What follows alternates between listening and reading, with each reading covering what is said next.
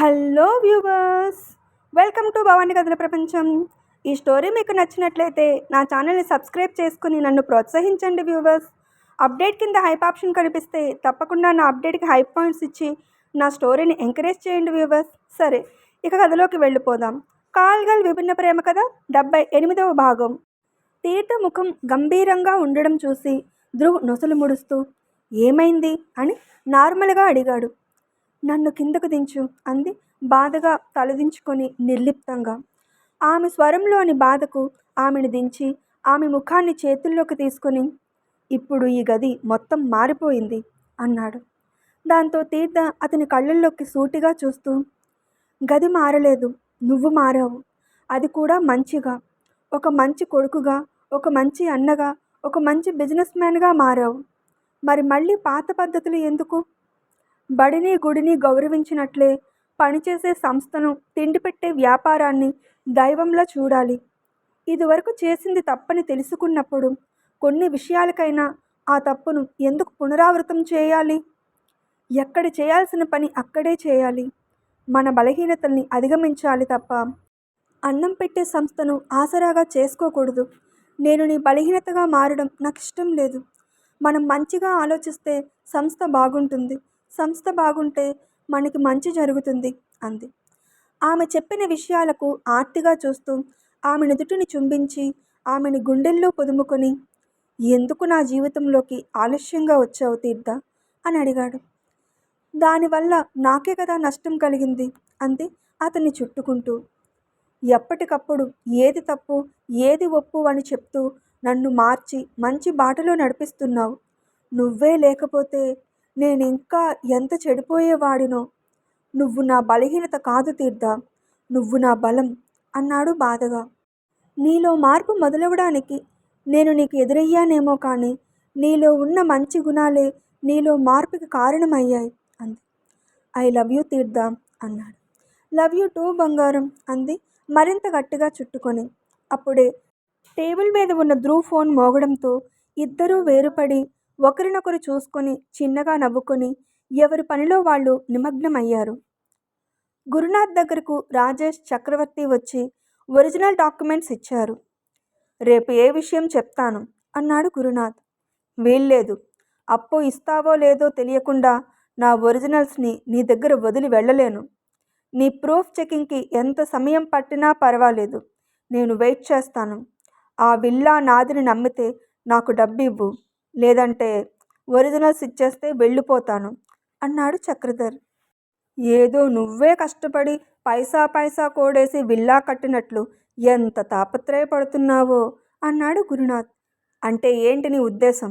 ఆ విల్లా మాదే అని చెప్తుంటే నీకు అర్థం కావడం లేదా అని కోపంగా అన్నాడు చక్రధర్. నా ఉద్దేశం ఏంటంటే తమ సొంత ప్రాపర్టీల గురించి అందరూ నీలా ఆలోచిస్తే ఎంత బాగుండును అంటున్నాను. సరే, వెయిట్ చేయండి అని తన పిఏని పిలిచి పేపర్స్ చెకింగ్కి పంపించాడు గురునాథ్.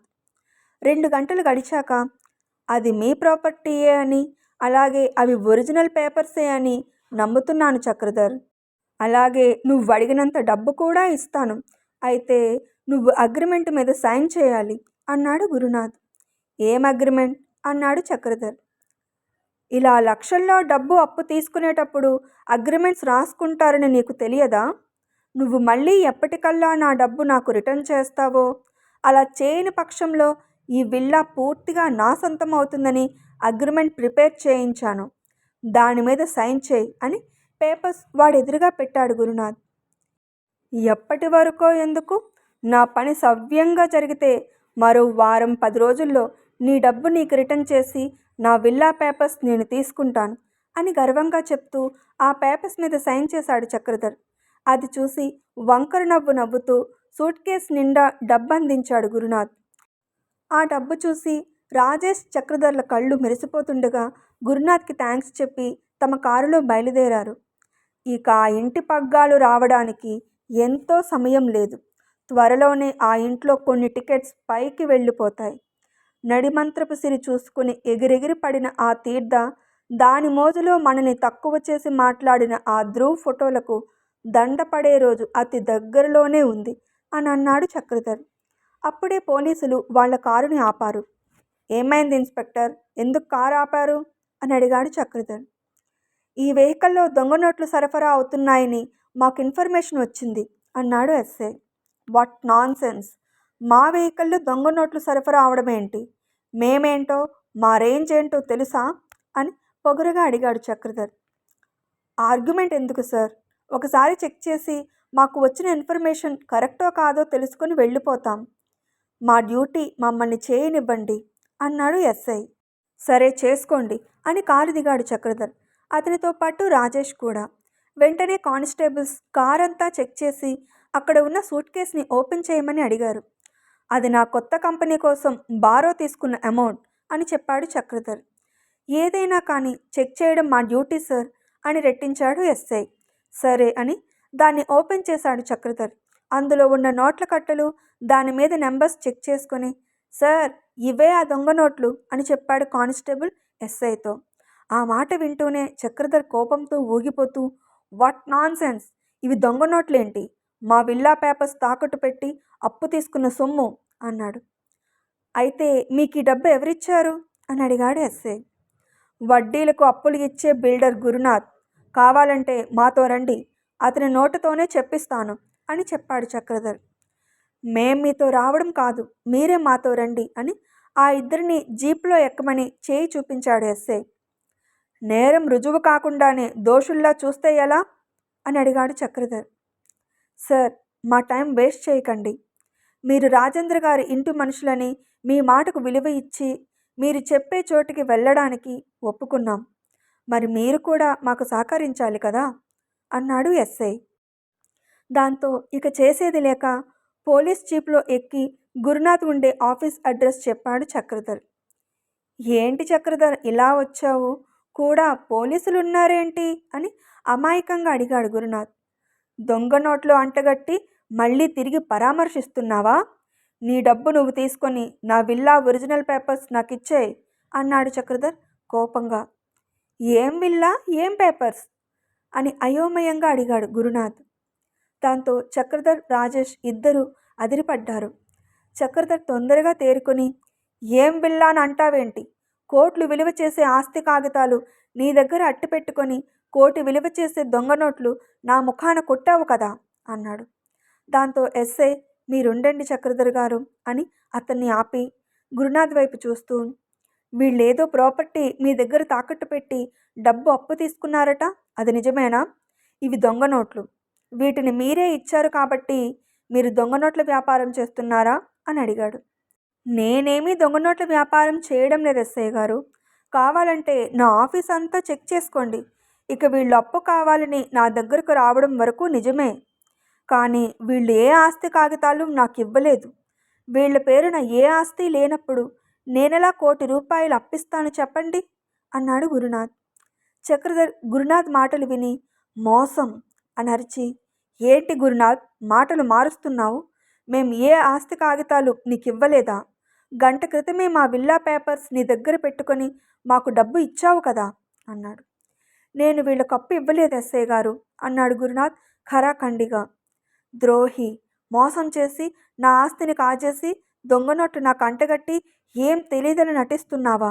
నిన్ను వదలను అని కలబడబోయాడు చక్రధర్.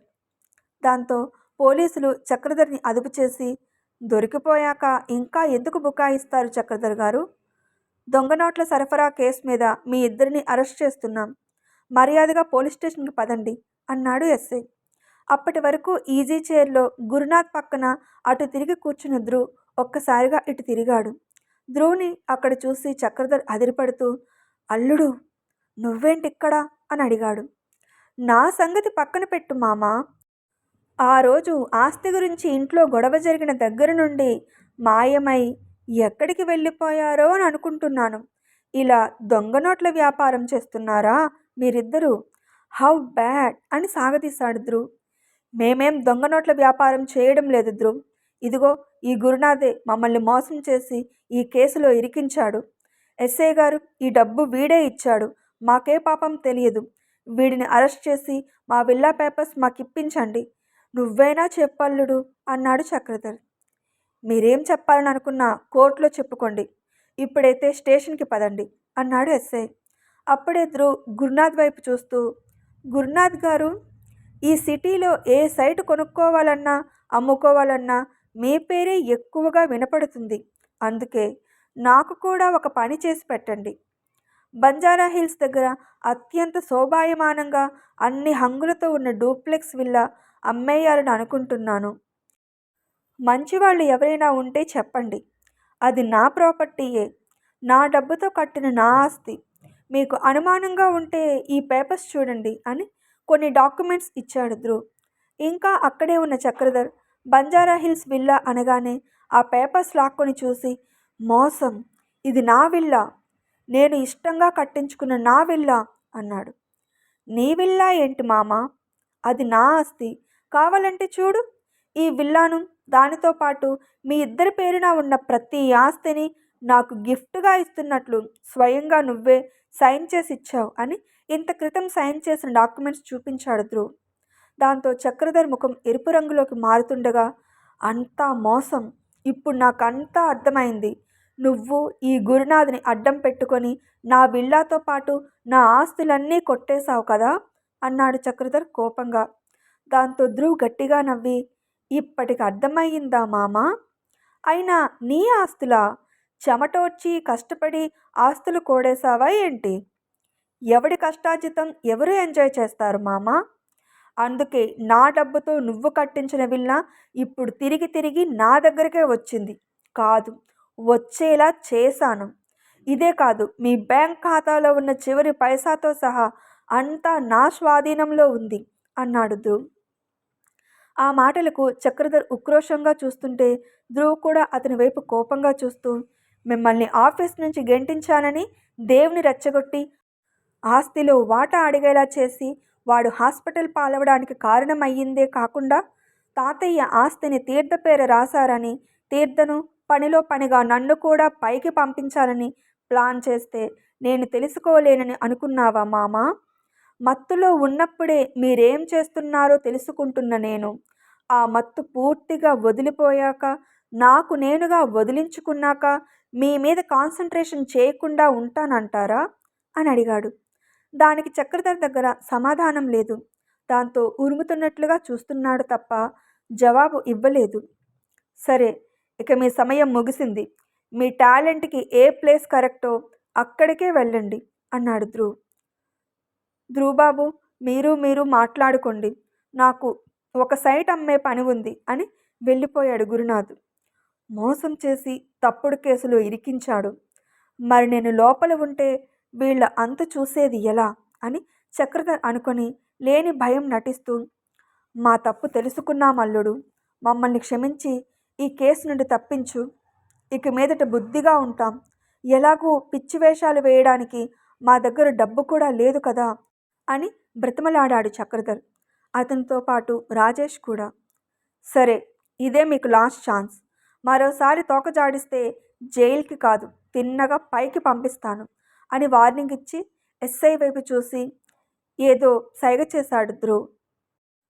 అలాగే అన్నట్లుగా చూసి, మొదటిసారి కాబట్టి వదిలేస్తున్నాను, మరోసారి ఏ కేసులో దొరికినా అరెస్ట్ చేసి జైల్లో పెడతాను అని వార్నింగ్ ఇచ్చి ఆ దొంగ నోట్లు తీసుకుని వెళ్ళిపోయాడు ఎస్ఐ, అతనితో పాటు మిగిలిన పోలీసులు కూడా. చెప్పింది అర్థమైంది కదా అని కోపంగా చూసి విల్లా పేపర్స్ అలాగే చక్రధర్ సైన్ చేసిన డాక్యుమెంట్స్ తీసుకొని అక్కడి నుండి వెళ్ళిపోయాడు ధ్రువ్. ఏంటి బావా, సడన్గా అంత మంచివాడిగా మారిపోయావు? నీ అంత ఈజీగా నేను బ్రతిమలాడలేకపోయాను అన్నాడు రాజేష్. దాంతో చక్రధర్ ధ్రువ్ వెళ్ళిన వైపు ఉరుముతున్నట్లుగా ఉక్రోషంగా చూస్తూ, కొన్నిసార్లు తలంచుకొని ఉంటేనే రాజాల తల ఎత్తుకోవడానికి అవకాశం దొరుకుతుంది. ఆ అవకాశాన్ని నేను సంపాదిస్తాను అన్నాడు. ధ్రువ్ బయటకు రాగానే ఎస్ఐ టోపీ తీసేసి నమస్తే చేశాడు. గుడ్, బాగా యాక్ట్ చేశారు, మళ్ళీ పని పడితే పిలుస్తాను అనేసి డబ్బిచ్చి పంపేసి ధ్రువ్ కూడా వెళ్ళిపోయాడు. బయటకు వచ్చిన చక్రధర్ రాజేష్ ముఖాలు చూసుకొని అందరూ కలిసి నడి రోడ్డు మీద వదిలేశారు. ఇప్పుడు ఆటోలో కారు దగ్గరకు వెళ్ళాలి అనుకొని అటుగా వచ్చిన ఆటోలో కూర్చుని కోపంతో ఊగిపోతున్నాడు చక్రధర్. కారు దగ్గర ఆటో దిగి ఆటో ఫేర్ ఇవ్వడానికి వాలెట్లో చూస్తే డబ్బులు లేవు. రాజేష్, నీ దగ్గర డబ్బులున్నాయా అని అడిగాడు చక్రధర్. నేను అసలు వాలెటే వాడను బావా అన్నాడు వాడు. దాంతో ఫోన్పే నెంబర్ చెప్పు, డబ్బు ట్రాన్స్ఫర్ చేస్తాను అన్నాడు చక్రధర్ ఆటో వాడితో. వాడు నెంబర్ చెప్పాడు కానీ ఎన్నిసార్లు ట్రై చేసినా అమౌంట్ ట్రాన్స్ఫర్ అవ్వడం లేదు. దేవ్కి గిరీష్కి చేసినట్లు అప్పుడే ధ్రువ్ మా బ్యాంక్ ఖాతాలన్నీ స్వాధీనం చేసుకున్నాడా అని ఇరిటేట్ అయిపోతూ, డబ్బు ట్రాన్స్ఫర్ అవ్వడం లేదు, రాజేంద్ర మ్యాన్షన్కి వచ్చి డబ్బు తీసుకెళ్ళు అన్నాడు చక్రధర్ ఆటో వాడితో. 200 కోసం మీరు చెప్పిన అడ్రస్కి వెళ్ళి డబ్బులు తీసుకోవాలా? నాకంత అవసరం లేదు, మర్యాదగా నా డబ్బులు నాకు ఇవ్వండి అన్నాడు ఆటోవాడు. ఏంట్రా నోరు పెంచి మాట్లాడుతున్నావు, నేనెవరో తెలుసా అన్నాడు చక్రధర్. మీరెవరైతే నాకెందుకు, నిజాయితీగా బ్రతికేవాడిని, నోరు పెంచే మాట్లాడతాను. మీరేమీ నాకు ముష్టి వేయడం లేదు. నా ఆటోలో ఇక్కడి వరకు వచ్చారు, డబ్బులు ఇవ్వకుండా నకరాలు చేస్తున్నారు. మర్యాదగా నా డబ్బులు నాకు ఇవ్వండి అన్నాడు ధనురుగా. ఆఖరికి వీడికి కూడా లోకువైపోయాం అనుకొని కారులో ఉన్న డెస్కుల్లో డబ్బులు వెతికి కనా కష్టంగా 200 కూడితే వాడికిచ్చి కారులో కూర్చుని డ్రైవింగ్ స్టార్ట్ చేశాడు చక్రధర్. ధ్రువ్ ఎంత పని చేశాడు బావా, వాడిని ఊరికి వదలకూడదు అన్నాడు రాజేష్. కోపంతో ఉన్న చక్రధర్ మాట్లాడకుండా వేగంగా డ్రైవ్ చేస్తుంటే పెట్రోల్ అయిపోయి కారు ఆగిపోయింది. ఇప్పుడెలా ఇంటికి వెళ్ళడం, మళ్ళీ ఆటో ఎక్కితే ఫేర్కి డబ్బులు లేవు అన్నాడు రాజేష్. ఇంటికి వెళ్ళాక డబ్బులు ఇస్తామని ముందే చెప్పి ఎక్కుదాం అనుకొని ఆటో ఆపి విషయం చెప్పి ఆటో ఎక్కారు ఇద్దరు. ధ్రువ్ ఇంటి దగ్గర కారు ఆపగానే తీర్థ కారు దిగుతుంటే ధ్రువ్కి ఏదో ఫోన్ వచ్చింది. దాంతో నువ్వు వెళ్ళు, నేను వస్తాను అని ఫోన్ మాట్లాడుతూ బయటే ఉండిపోయాడు ధ్రువ్. ఏంటిది, సాయంత్రం ఎక్కడికో వెళ్ళి వచ్చినప్పటి నుండి ఇలాగే సీరియస్గా ఉన్నాడు, విషయం ఏమై ఉంటుంది అని అనుకొని తీర్థ ఇంట్లోకి వచ్చింది. అప్పటికే చిన్నపిల్లలు ముగ్గురు హాల్లో కూర్చొని హోంవర్క్ చేసుకుంటున్నారు. మహిమా చాందిని కాఫీ తాగుతూ ముచ్చట్లు చెప్పుకుంటున్నారు. మాలిని హాల్లో ఉన్న రాజేంద్రకు జితేంద్రకు కాఫీ ఇచ్చేసి కిచెన్లోకి వెళ్ళిపోయింది. దాంతో తీర్థ కూడా ఫ్రెష్ అవ్వడానికి తమ గదిలోకి వెళ్ళిపోయింది. ధ్రువ్ ఫోన్ మాట్లాడేసి ఇంట్లోకి వచ్చి కావాలనే హాల్లో ఉన్న సోఫాలో కూర్చున్నాడు. తీర్థ ఫ్రెష్ అయి తమ గదిలోకి వచ్చేసరికి ధ్రువ్ కనిపించలేదు. ఏంటిది, ఇంకా ఫోన్ మాట్లాడుతున్నాడా, సరే ఈలోపు కాఫీ కలపచ్చు అనుకొని హాల్ వైపు వచ్చేసరికి అక్కడ కూర్చున్న ధ్రువ్ కనిపించాడు. ఇప్పటికీ ధ్రువ్ మూడ్ క్లియర్ అవ్వలేదా, అసలేం జరిగింది, ఎందుకు అతని ముఖం అలా ఉంది అని అనుకొని కాఫీ తాగుతారా తాతయ్య అని అడిగింది తీర్థ. మేమంతా తాగాము తల్లి, ఇప్పుడే మీ అత్తయ్య ఇచ్చింది, మీ ఆయన ఇంకా కాఫీ తాగలేదు అని చెప్పాడు రాజేంద్ర. సరే అని తీర్థ కాఫీ కలిపి ధ్రువ్కి తీసుకొచ్చి అందిస్తూ, ఏంటి ఇంకా ఇక్కడ కూర్చున్నావు, ఫ్రెష్ అవ్వవా అని నార్మల్గా అడిగింది. అప్పటికి మాలిని కూడా హాల్లోకి వచ్చి కూర్చుంది. కొంత పని పూర్తి చేసుకొని వచ్చాను, ఇంకా కొంత పని బ్యాలెన్స్ ఉంది, అది కూడా అయిపోతే అప్పుడు పూర్తిగా ఫ్రెష్ అవుతాను అని గంభీరంగా చెప్పి తాగేసిన కాఫీ కప్ టేబుల్ మీద పెట్టాడు ధ్రువ్. ఇంకా ఉంది, బ్యాలెన్స్ ఉన్న పని ఏంటి, ధ్రువ్ ఎందుకు కోపంగా ఉన్నాడు, చక్రధర్ ధ్రువ్ తీర్థల మీద పగ తీర్చుకుంటాడా, ఏం జరుగుతుందో తదుపరి భాగంలో విని తెలుసుకుందాం. స్టోరీ నచ్చితే కామెంట్ చేసి అప్డేట్కి లైక్ కొట్టి షేర్ చేయండి వ్యూవర్స్, అప్పుడే నా స్టోరీ ఎక్కువ మందికి చేరుతుంది. అలాగే అప్డేట్ వింటున్న అందరూ నా ఛానల్ని సబ్స్క్రైబ్ చేసుకుని నన్ను ప్రోత్సహించండి వ్యూవర్స్. అప్డేట్ కింద హైప్ ఆప్షన్ కనిపిస్తే తప్పకుండా నా అప్డేట్కి హై పాయింట్స్ ఇచ్చి నా స్టోరీని ఎంకరేజ్ చేయండి వ్యూవర్స్. సరే, మరో స్టోరీతో మళ్ళీ మీ ముందుకు వస్తాను. అప్పటి వరకు సెలవు. Thanks for watching my videos.